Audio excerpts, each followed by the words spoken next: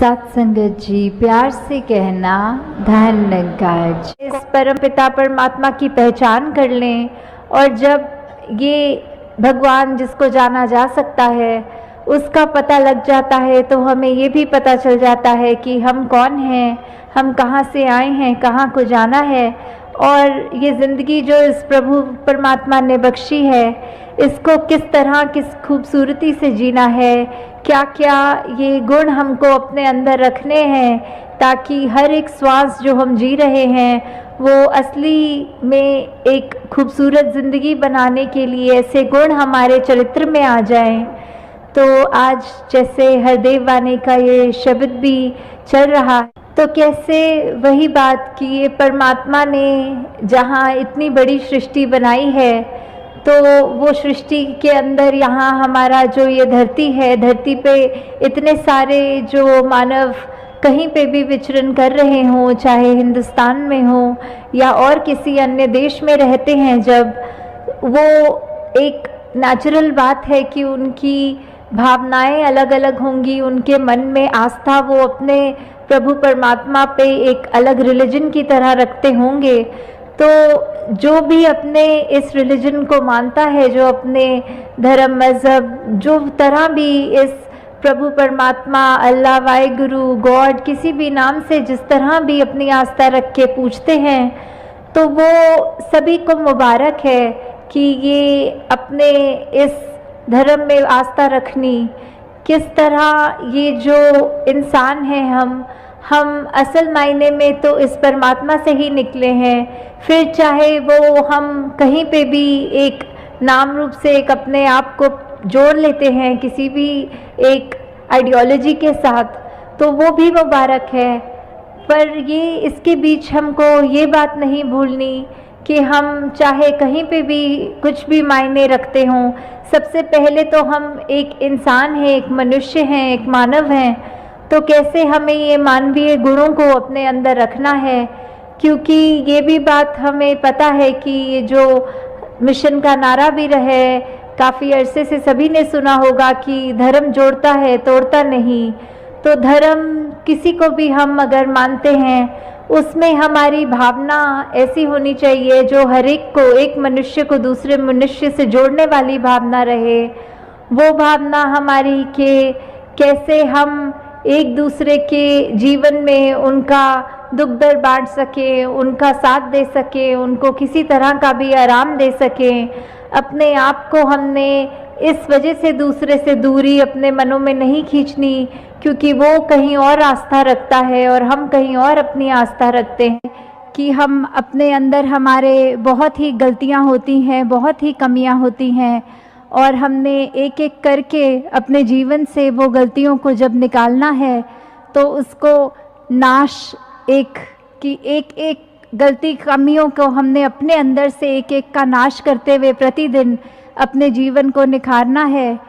और साथ ही फिर ये भी ध्यान आया कि इस शब्द से ये भी एक कॉनोटेशन बन रही है दासी के दिमाग में कि एक नाशिकवा, नाशिक, तो कैसे हमने अपने जीवन में कोई शिकवा नहीं कभी करना है। तो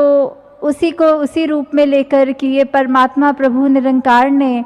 हमको जो जीवन में जो जो भी बख्शा है, तो वो एक तौफीक ही है। कैसे हमने हर पल, हर सिचुएशन में ये देखना है कि इस निरंकार प्रभु परमात्मा ने दिया है, तो ये हमारे लिए सबसे अच्छा है। उस हाल में जिस तरह ये हमारे को इस रज़ा में रहना आए, कैसे उसी में ही हमने शुक्र करना है। यही मानकर चलें कि अगर ये हो रहा है तो इससे बेहतर हमारे लिए कुछ और नहीं हो सकता था। कैसे हमारे मन में जब ये शुक्राना आता है, मन से सारे गिले जाते हैं, तो हमको खुद ही इस बात समझ में आएगी कि हम अपने जीवन में ये निखार देखेंगे कि हमारे मन में वो परेशानी नहीं रहेगी, बेचैनी नहीं रहेगी। कैसे हमारा मन एक सब्र वाला बन जाएगा, एक पेशेंस आ जाएगी हमारे अंदर, कि एक पेशेंस की भी जहाँ बात होती है। The UltraFX trading app combines everything you need for trading currency pairs, gold and other popular assets. A convenient app from the best Forex broker Malaysia 2022. Deposit and withdraw funds within 15 minutes or less using FPX. Bill please, Visa, MasterCard or any other method you like. तो वही देखा जाता है कि काफ़ी ऐसे कुछ ना कुछ स्थिति आ जाती है कि हम वो अपने मन को उस तरह लाचारी कह लें या उस तरह उस टाइम इम्पल्सिव होकर ऐसा कुछ किसी को कह जाते हैं या ऐसा कोई कर्म कर देते हैं जिससे हमारा तो नुकसान है ही और हम सामने वाले का भी नुकसान कर बैठते हैं। तो हमको जहाँ अपने जीवन में ये सब्र भी लाना है, वहीं इधर महाराष्ट्र के ही एक नाथ जी महाराज की वो कहानी जो सभी ने सुनी है कि कैसे उन्होंने भी अपने जीवन में एक एपिसोड ऐसा पढ़ने को मिला कि वो हमेशा जहाँ पे स्नान करने जाते थे नदी पे, तो वो जब लौटते थे तो एक व्यक्ति कोई ऐसा था जो उनके ऊपर कुल्ला कर देता था। तो वो उसको 1-2 बार हुआ, हर दिन होने लग गया। दिन में 1-2 बार ही होता था, वो फिर चले जाते थे स्नान करने, पर उस व्यक्ति को मुस्कुरा कर ही देखते थे। एक दिन तो 100 बार ऐसा हो गया कि वो जैसे ही स्नान करके आए, उस व्यक्ति ने फिर वो गंदगी उन पे डाली, फिर वो स्नान करने चले गए। तो फिर भी ये जब हुआ तो उन्होंने अपना एक सब्र नहीं खोया, उन्होंने ये अपने मुंह से वो स्माइल नहीं हटाई, उसके प्रति कुछ गलत नहीं सोचा और इससे अपना ही उन्होंने दिल को ये बड़ा किया। तो फिर उस व्यक्ति को भी जब ये बात समझ में आई कि ये उसका व्यवहार ना उसके लिए ठीक है और आगे वाले को भी नहीं परेशान करना, और उन्होंने भी उनसे ये राज पूछा कि आप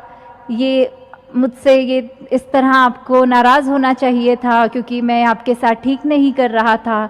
तो वहाँ उन्होंने भी उसको यही बात समझाते हुए कि कैसे ये सब्र बहुत ही एक इम्पॉर्टेंट है और कैसे हमको ये इम्बाइब करना है अपने अंदर, कि हमारे जीवन का संदेश रहे। कैसे हम किसी में बिना भेदभाव किए, ऊंची नीची कोई भी वजह से कि वो अलग दिखते हैं, अलग खाते हैं या वो दूसरे स्थान पे जन्मे हैं, हम कहीं और हैं, हमारा पहरावा दूसरा है, हमारी जाति दूसरी है, जब ऐसे मन में हम ये भाव लाएंगे तो हमारा ही नुकसान है। हमें ये समदृष्टि की निगाह से जब तक नहीं देखना किसी को, तब तक हमारे जीवन में भी वो असर नहीं आ पाएगा। वो हम संतों की बात, गुरुओं की बात पूरी तरह नहीं मान पाएंगे जब तक ये परिवर्तन हमने अपने जीवन में नहीं किया। तो वही बात कि चाहे हम ये बिलीफ, ये फेथ, ये आस्था, ये विश्वास जिस जगह पे भी टिकाएं, बात तो वही है कि वो मूल रूप में क्या है, वो एक है, एक को नूर है, ये एक से ही उपजा है हमारा अस्तित्व।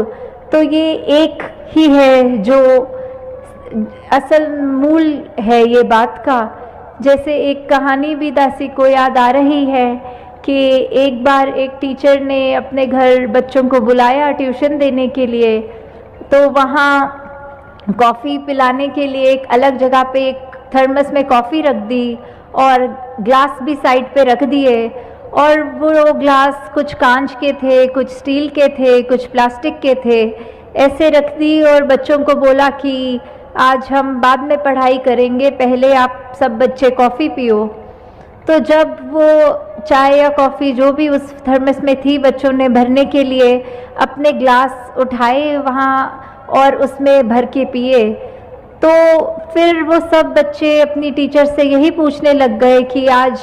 ये आपने अलग से हमको क्यों ऐसा करने को कहा, हम तो पढ़ने आए थे, आपने पढ़ाया नहीं और इस कार्य में हमको ये पीने का आदेश दिया, चाय का, कॉफ़ी का। तो उस पर फिर वो टीचर कहता है कि ये बात समझो, बहुत इम्पोर्टेंट जो है, आप सबने यहाँ अपने हिसाब से जो आपको लगा कि किसी को कांच का ग्लास खूबसूरत लगा तो उसने उस ग्लास को उठा के पिया, अगर किसी को वो स्टील का बर्तन, वो स्टील का ग्लास अच्छा लगा तो उसने उसको उठा के उसमें अपनी कॉफ़ी भर ली, और किसी को ये प्लास्टिक का थर्मोकोल का सुंदर लगा तो उसने उसको पसंद किया। तो आप सब यहाँ इसी बात पे ही आपका ध्यान रह गया कि दूर से देख रहे हो जब आप वो सारे ग्लास को, तो ये मन किया कि ये वाला ग्लास चाहे काश मेरे हिस्से लगे, और उसी भाव में फटाफट ये आपने एक होड़ भी लगाई, एक ये धक्का भी मारा एक दूसरे को, और आपने कैसे वो अपनी पसंद का ग्लास उठा लिया, उसमें कॉफ़ी भी भर के पी ली, पर वो कॉफ़ी का तो इतना आनंद नहीं लिया जितना आपने वो ग्लास को पसंद करने में ही वो समय लगा दिया, वो अपना पूरा ध्यान लगा दिया। तो कैसे मूल रूप में तो वो चाय या कॉफ़ी पीना ही एक असली चीज़ थी, पर कैसे उसको मूल को तो पीछे कर दिया, पर सुंदर दिखने वाली या अपने मन के मुताबिक चलने वाले ग्लास जो हमें पसंद आ रहे थे, कैसे उस ग्लास तक ही हम सीमित रह गए। तो वो गुरु ने, वो टीचर ने तो यही बताना था कि कॉफ़ी के बारे में कुछ समझाना था, पर बच्चों का ही ध्यान वो कॉफ़ी में नहीं गया, वो ग्लास में चला गया। तो ऐसे ही कहीं हमारा जीवन भी तो नहीं होता जा रहा कि हम ये सब धर्म और ये अलग अलग अपनी मान जहाँ पे भी आस्था रखते हैं, वहाँ पे जब हमने एक मूल रूप से ये एक के बारे में सीखना था, इसकी पहचान करनी थी, वो तो करी नहीं, पर बाकी चीज़ों पर ज़्यादा ध्यान देके ये सोच के कि असली मायने में एक यही है, तो वो बात हमको चेतनता अपनी लानी है कि कैसे हमको मूल से जुदा नहीं होना, जो हमारा एक हमारे ही एग्जिस्टेंस के लिए जो स्रोत है कि वो उससे हमें पीछे नहीं होना, उसको समझना है, उसको जानना है। और जब ये जानकारी हमें मिल जाती है कि असल में मूल रूप में तो वो कॉफ़ी ही पीनी थी, पर हम बस ऐसे ही फालतू ध्यान भटका लिए, तो तब जब ये पहचान एक की हो जाती है तो सारे ये अपने आप जो मन में और भटकाने वाली चीज़ें होती हैं वो दूर हो जाती हैं। हाँ जी। जब सारे इंसान हैं हम तो आपस में टकराएं क्यों, नफरत हिंसा की भयानक आग को सुलगाएं क्यों।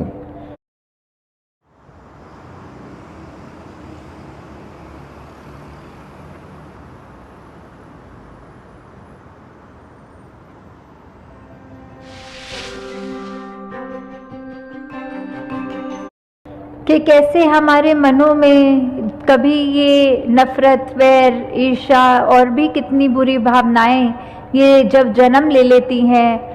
और उससे हमको पहले तो अपने मन के अंदर ही दूसरे के मन से ये टकरार की भावना जन्म लेती है। कोई ना कोई हम ऐसा कारण बना लेते हैं कि हम सामने वाले को पसंद नहीं कर रहे, तो ऐसी बातें करके अगर हमने फिर वो मन से उठ के अगला स्टेप भी ले कर लिया कि हम असली में दूसरे से लड़ पड़े, या एक किसी भी वजह से वो टकरार का रूप हमने उसको बना लिया, तो इसमें भी नुकसान किसका है। हमने सबसे पहले तो ये सारी बुरी चीज़ों को अपने ऊपर हावी होने दिया, अपने मन को काला किया। अगर हम यही हमेशा याद रखें कि ये परमात्मा तो अंग-संग है और परमात्मा ने ही सब कुछ हमें एक अच्छा जीवन, ये संतों ने हमेशा अपनी वाणी में कैसे हमको मधुर होने का, हमको हम्बल, एक ऐसा रहना कि हमको निम्रता के साथ रहना है, और भी कितने ये जो गुण सिखाए हैं, तो क्या हमें वो गुणों को अपने मन में रखना है या हमें ऐसे विपरीत जो हमारा नुकसान करने वाले गुण हैं, ये अवगुणों को अपने अंदर बिठाना है। तो ये चुनाव तो हमारा है, और ये चुनाव का हमको आगे जाके ये पता लगता है कि हमने अगर ठीक चीज़ चुनी तो अंत में उसका एक असर, एक प्रभाव भी ठीक ही होता है, और अगर एक गलत चीज़ का चुनाव करके उसको अपने मन में बिठा के अपने एक व्यवहार को वैसा बना लिया, तो फिर वो व्यवहार में भी हमारी कड़वाहट आएगी, वो व्यवहार भी हमारा ऐसा होगा जो हमको स्वयं को भी तंग करेगा और साथ वाले को भी तंग करेगा। तो इसी प्रकार अगर हम याद रखें कि परमात्मा ही है जो, उसका तो चाहत ही यही है कि इतनी सुंदर सृष्टि, इतनी सुंदर धरती, इतने सुंदर इंसान तो बना दिए, तो ये इंसान भी इंसान की तरह ही पेश आएं, ये सब उन्हीं गुणों का अपने अंदर वास रखें जो सही मायने में इंसान को इंसान बनाते हैं। तो दातार सभी पे कृपा करे कि ऐसा खूबसूरत जीवन हर एक का बन जाए जैसा संतों ने चाहा है, जैसा गुरुओं पीर पैगंबर वलियों ने चाहा है। तो दातार कृपा करे हम सब सही मायने में एक मनुष्य ही बनकर जिएं, हम अपना भी, समाज का भी और पूरे विश्व का सिर्फ भला करें। साथ संगत जी प्यार से कहना, धन्यवाद।